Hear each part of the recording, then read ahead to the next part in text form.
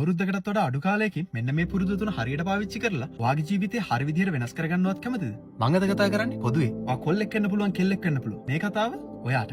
මේ දේවල් තුන හරිම සිම්පල්. අපේ ජීවිතේ ඩේ ටු ඩේ ප්‍රශ්න වලට ගොඩක් මුහුණ දෙද්දි මේ දේවල් තුන අනිවාර්යයෙන්ම වැදගත් වෙනවා. හැබැයි මේ දේවල් තුන ඔයා හරියට පාවිච්චි කරොත් ඔයාගේ ජීවිතේ අවුරුද්දකටත් වඩා අඩු කාලයකින් හරියට වෙනස් කරගන්න පුළුවන් වෙනවා. ඇයි මම එහෙම කියන්නේ? මොකද මේ දේවල් ඔයාගේ ජීවිතේ පුරුද්දක් කරගත්තොත් අනිවාර්යයෙන්ම ඔයාගේ ගොඩක් ප්‍රශ්න ඔයා අඩු කරගන්නවා. හරි එහෙනම් number 1 මොකද්ද මේ number 1 කියන්නේ? number 1 තමයි action. මොකද්ද මේ action කියන්නේ? මට වඩා හොඳට දන්නවනේ කොහොමද ඔයාගේ day to day life එක ඔයා ගෙනියන්නේ කියලා. action ඇයි ඔයාගේ ජීවිතේට වැදගත් වෙන්නේ මෙච්චර? මං කියලා දෙන්නම්. ඔයා කාපු plate එක සමහර විට තාම sink එකේ වෙන්නේ නැති. ඔයා බීපු කෝප්පේ තාම සමහර විට table එක උඩ වෙන්නේ නැති. ඔයාගේ phone එක අතේ තියාගෙනත් ආපු message එකට email එකට reply කරන්න දැනටම පැය දෙක තුනක් පරක්කු වෙලා ඇති. නිකමට හිතලා බලන්න මේ සරල දේවල්. ඇයි මේ වගේ සරල දේවල් වලට එච්චර ලොකු කාලයක් ඔයා නාස්ති කරන්නේ? ඒකට respond කරන්න හැකියාව තියාගෙනත් ඒ දේ පරක්කු කරනවා නම් නිකමට හිතලා බලන්න ඔයාගේ life එකේ කොච්චර දේවල් මිස් වෙලා තියෙනවද කියලා ඔයගේ පොඩි දේවල් නිසා. අද වෙනකන් ඔන්න ඔයා ඔය දේට attention එක දීලා නැහැ. මම මේ කතා කරන්නේ self discipline එක ගැන නෙමෙයි. මම මේ කියන්න හදන්නේ ඔයාගේ ජීවිතේ ඔයාගේ වචන වලට ඔයා වටිනාකමක් දෙනවද නැද්ද කියන එක.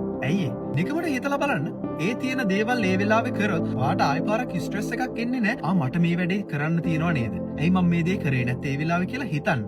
එතකොට ඔය විදිහට හිතලා බලන්න කාලයක් එක්කලා යද්දී ඔයා පටන් ගත්ත වැඩේ අනිවාර්යයෙන්ම අවසන් කරන මිනිස්සෙන්න. මම කතා කරන්නේ ලොකු දේවල් නෙමෙයි. පොඩි දේවල් වලින් ආරම්භ කරන්න ඔයාගේ ලයිෆ් එකේ මේ දේවල් හැබිට් එකක් නැත්තම් පුරුද්දක් වෙනකම්. නිකමට හිතලා බලන්න. එහෙම වුණොත් ඔයා පටන් ගත්ත හැම වැඩක්ම ඉවර කරන මිනිස්සෙක් වුණොත් ඔයාට අනිවාර්යෙන් මිනිස්සු රෙස්පෙක්ට් කරන්න පටන් ගන්නවා. මොකද ඒ කට්ටිය දන්නවා ඔයා වැඩක් පටන් ගත්තොත් අනිවාර්යෙන් ඉවර කරන මිනිස්සෙක් කියලා. ඒ වගේම ඔයාගේ වචන වලට ලොකු පවර් එකක් වගේම ලොකු මීනින්ග් එකක් හම්බ වෙනවා. ඇයි මං එහෙම කියන්නේ? ඔයාට ඔයා ගැන ලොකු ආඩම්බරයක් දැනෙනවා. ඇයි ඒ? ඔයාට ආයේ ඒ දේ ගැන හිත බොරු වෙවි ඉන්න දෙයක් නැහැ. ඔයා පටන් ගත්ත දේ ඉවර කරලා ඉවරයි. එතකොට ඔයාගේ මයින්ඩ් එක ලොකු රිලැක්ස් එකක් දැනෙනවා. ඒක තමයි number 1. එහෙනම් මොකද්ද number 2? number 2 තමයි ඕනම දෙයක් කරන්න ගියන් පස්සේ ඕනම මනුස්සයෙක් ප්‍රෙෂර් කියන එක පොඩ්ඩකින් හරි දැනෙනවා. මේ වෙලාවට මොකද්ද ඔයාලට කරන්න පුළුවන්? හරිම සරලයි. ඔයා නොදැනුවත්ද? හැබැයි හැම තප්පරයකම ඔයා කරන ඒ දේ තමයි හරියට හුස්ම ගන්න. මොකද ඔයාගේ breath pattern එක ඔයාට control කරන්න පුළුවන් නම් scientifically doctorsලා professorsලා scientistsලා prove කරලා තියෙනවා ඔයාගේ මයින්ඩ් එකට වගේම බ්‍රේන් එකට ඒ වගේම මුළු බොඩි එකටම ලොකු රිලැක්ස් එකක් දෙන්න පුළුවන් කියලා. ඒත් එක්කම ඒ සිටුේෂන් එකේ තියෙන ස්ට්‍රෙස් එක සෑහෙන දුරකට කන්ට්‍රෝල් කරන්න පුළුවන් කියලා. ඇයි එහෙම කියලා තියෙන්නේ කට්ටිය? හේතුවක් ඇතුවනේ. ඔයා නිකමට හිතලා බලන්න ඔයාට තරහ ගිය වෙලාවට, ඔයා ස්ට්‍රෙස් එකේ ඉන්න වෙලාවට, ඒ වගේම ඔයා chill එකේ happy එකේ ඉන්න වෙලාවට ඔයාගේ breathing pattern එක කොහොමද වැඩ කරන්නේ කියලා නිකමට ඔයා එක දවසක් අරගෙන ඔය දේ පොඩ්ඩක් සිහියෙන් ඇනලයිස් කරලා බලන්න. ඔයාට තේරෙයි ලොකු වෙනසක්. ඒක නිසා ඔයා මොකක් හරි ප්‍රශ්නක ඉන්නව නම් නැත්තම් ඔයා ස්ට්‍රෙස් එකේ නම් ඉන්නේ යාළුවා හොඳට හුස්ම ගන්න. හිත පිරෙන්න ඔයාට දැනෙන්න හුස්ම ගන්න.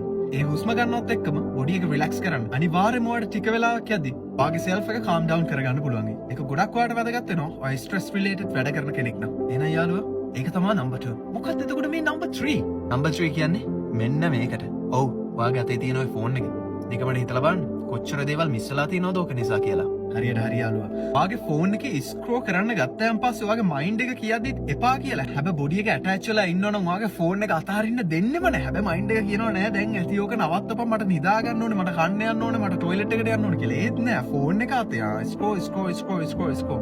ඇයි ඒ? ඔයා ඇඩික්ට් වෙලා තියෙන්නේ ඕකට. එතකොට මොකක්ද ඕකට කරන්න පුළුවන්? ඔයාගේ ෆෝන් එකේ ඇඩික්ෂන් එක අඩු කරගන්න ඔයාම ක්‍රමයක් හොයාගන්න. එක්කවට ටයිම් ලයින් එකක් තියාගන්න පුළුවන්. ආ මම මේ වෙලාවට විතරයි ෆෝන් එක පාවිච්චි කරන්නේ. ආ මේ වෙලාවට ෆෝන් එක තියනවා කියලා. මොකද දන්නවද? ඔයාගේ අතේ දැන් ඔය තියෙන ඩිවයිස් එක සෑහෙන්න බලපානවා. ඔයාගේ ස්ට්‍රෙස් ලෙවල් එක වැඩි කරන්න. ඇයි මම එහෙම කියන්නේ? එතකොට ඔයාට මේ ස්ට්‍රෙස් ලෙවල් එක අඩු කරගන්න ඔයාට මොකද්ද කරන්න පුළුවන්? යාළුවා ඔය ෆෝන් එක පැත්තකින් තියන්න. යන්න ටික වෙලාවක් විනාඩි 10ක් 15ක් පොඩ්ඩක් හොඳට ඇවිදින්න. හොඳට හුස්ම ගන්න එළියට ගිහිල්ලා. නැත්තම් අම්මා තාත්තා සහෝදර සහෝදරියත් එක්කලා පොඩ්ඩක් කතා කරලා බලන්න. මොකද මේ ෆෝන් ඇඩික්ෂන් එක කියන එක හරි විදිහට පාවිච්චි කරන්න පුළුවන්. නරක විදිහට පාවිච්චි කරන්න පුළුවන්. හැබැයි මට වඩා හොඳට ඔයා දන්නවනේ. ඔයා මොන විදිහටද ඔය ෆෝන් ඇඩික්ෂන් එක පාවිච්චි කරන්න කියලා. ඒක නිසා යාළුවා ඔය ෆෝන් එක පොඩ්ඩක් යූස් කරන එක අඩු කරන්න. ඔයාගේ යාළුවෝ, ගෙදර මිනිස්සු ඔය හැමදේම මිස් වෙලා ඇති. ඔයාට නොදැනුවත්වම මේ ෆෝන් එක නිසා.